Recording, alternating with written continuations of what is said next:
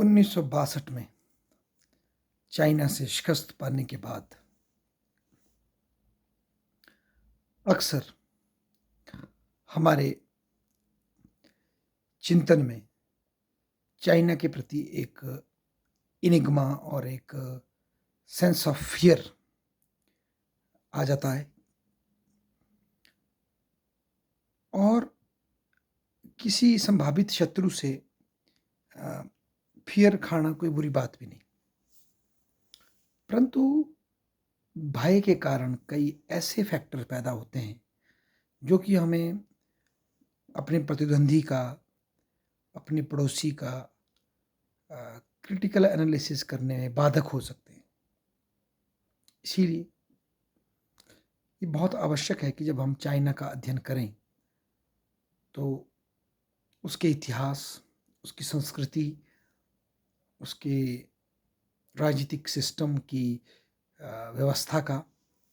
हम अध्ययन करने का प्रयास करें। चाइना हालांकि एक क्लोज सिस्टम है, उसमें बहुत सी चीज़ें ओपन में नहीं आती हैं, परंतु उसके बावजूद यदि लोग एक्सपर्ट्स बिठाए जाएं, लोग प्रयास करें तो चाइना के विषय में बहुत सी जानकारी उभर करके सामने आ सकती है और जो कि अब आ भी रही है। फॉर एग्ज़ाम्पल जब हम चाइना का साइज़ देखते हैं तो हम बहुत घबरा जाते हैं लोग कि इतनी बड़ी कंट्री है, इतनी पॉपुलेशन है, परंतु यदि जो भी कोई क्रिटिकली जो चाइना के साइज़ को स्टडी करता है और जियोपॉलिटिकल कंडीशंस को देखता है तो वो देख सकता है कि चाइना की जो ज्योग्राफिकल लोकेशन है उसकी कई डिसएडवांटेजेस हैं। सबसे बड़ी डिसएडवांटेज है चाइना का जो हार्ट है वो हान लैंड है, हान जाति का लैंड है जो कि चाइना के ईस्टर्न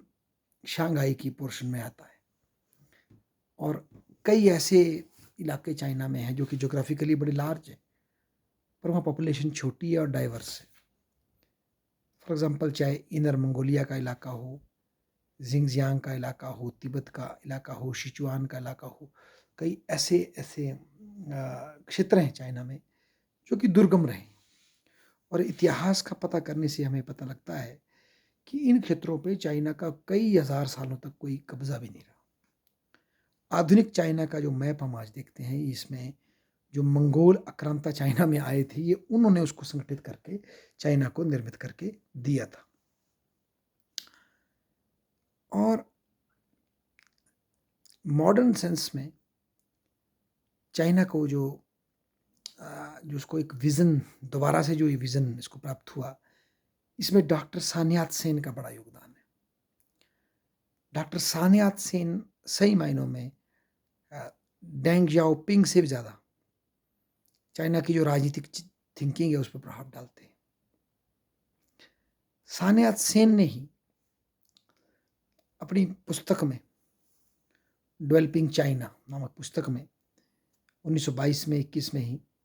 ये बता दिया था कि चाइना को यदि विकसित करना है तो चाइना को तिब्बत पे कॉलोनाइज करना पड़ेगा, चाइना को जिंगजियांग को कॉलोनाइज करना पड़ेगा, चाइना को मंगोलिया को कॉलोनाइज करना पड़ेगा ताकि चाइना को एक डेप्थ मिले, स्ट्रेटेजिक डेप्थ मिले और इन इलाकों से आने वाली वाटर सप्लाई भी सेफ हो और चाइना के पास एक बफर खड़ा हो जो कि चाइना को भविष्य में होने वाले अटैक से बचा सके। और इवन इसको एक्सपेंड करते हुए नेपाल, सिक्किम तक ले जाते हैं इसी लॉजिक को कि बफर क्रिएट करना है इंडिया के साथ भी। तो इसी थिंकिंग को, बफर क्रिएट करने की जो थिंकिंग मिडिवल पीरियड से भी वहाँ great of wall of China के रूप में हमें दिखाई देती है, वो उसको मेटरलाइज करने का एक विज़न जो है सान यात सेन बनाते हैं। हालांकि उनका कार्यकाल बड़ा छोटा होता है और वॉर लॉर्ड उनको भी डिस्प्लेस कर लेते हैं, तो उनके पश्चात फिर चांग कोई शेख भी इस पे आगे बढ़ते हैं, अरुणाचल तक की वो बात करते हैं। चाइना वहाँ से ये बात लेके चलता है। और जहाँ तक चाइना की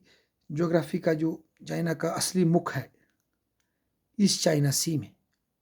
वहाँ भी चाइना बहुत ज़्यादा हैम्पर्ड है अपनी ज्योग्राफी की वजह से। कारण है कि चाइना का जो मुख है उसके सामने बहुत सारे टापू हैं, चाहे वो जापान हो, साउथ कोरिया हो, ताइवान हो, फिलीपींस हो, जिसकी वजह से चाइना को ब्रॉड सी पे बिना किसी बाधा के ओपनिंग नहीं मिल पाती। और किसी भी तरह के मिलिट्री कॉन्फ्लिक्ट में चाइना के लिए एक मिलिट्री ब्लॉकेड का एक खतरा बना रहता है, जो कि आए दिन हम जब चाइना का कॉन्फ्लिक्ट साउथ चाइना सी में होता है तो उसके बारे में सुनते हैं। और आज यूएस नेवी भी वहाँ बैठी है, तैनात है सेकेंड वर्ल्ड वॉर के बाद से ही, जो कि जापान को, ताइवान को प्रोटेक्ट कर रही है। और उसको प्रोटेक्ट करने के पीछे, ताइवान को प्रोटेक्ट करने के पीछे यूएस का अपना भी स्ट्रेटेजिक इंटरेस्ट है, क्योंकि यदि ताइवान पे चाइना का कब्जा होता है तो चाइना को सीधे ही एंट्री लार्ज सी में मिल जाती है, डीप सी में मिल जाती है, जिसके बाद चाइना को कि इकोनॉमिक ब्लॉकेड करना, उसको एम्बार्गो करना इतना सरल नहीं होगा। तो इन सब कारणों से भी हम देखें तो चाइना की ज्योग्राफी में भी कई इम्पेडिमेंट्स हैं। इसके अतिरिक्त चाइना की जो आर्मी है वो एक ऐसी आर्मी है जो कि किसी देश की आर्मी ना होकर के प्रैक्टिकली एक पार्टी की आर्मी, पीएलए, जो कि एक ऐसी आर्मी है जो कि एक पॉलिटिकल आइडियोलॉजी के तहत चलती है, जिसकी जो पोस्टिंग है वो एक पॉलिटिकल आइडियोलॉजी के थ्रू भी तय होती है। और over the period of time China के अंदर बहुत से प्रिसलिंग्स भी आ चुके हैं, जो कि उन लोगों के बच्चे हैं जिनके माता पिता आरंभ में कम्युनिस्ट पार्टी में बड़ा कंट्रीब्यूशन दे चुके हैं। और एक यंग कम्युनिस्ट ब्रिगेड जो है उसमें, यूथ लीग जो है उसमें, उससे फ्रेश यंग जो कॉमरेड है वो भी आता है चाइना की सत्ता को मैनेज करने के लिए। तो इस तरह की व्यवस्थाएं चाइना में पाई जाती है। तो और क्योंकि पॉलिटिकल सिस्टम ट्रांसपेरेंट नहीं है, इसलिए भी चाइना के पॉलिटिकल सिस्टम को स्पष्ट रूप से स्टडी करना इतना सरल भी नहीं है। पर इसके बावजूद भारत का ये दायित्व है,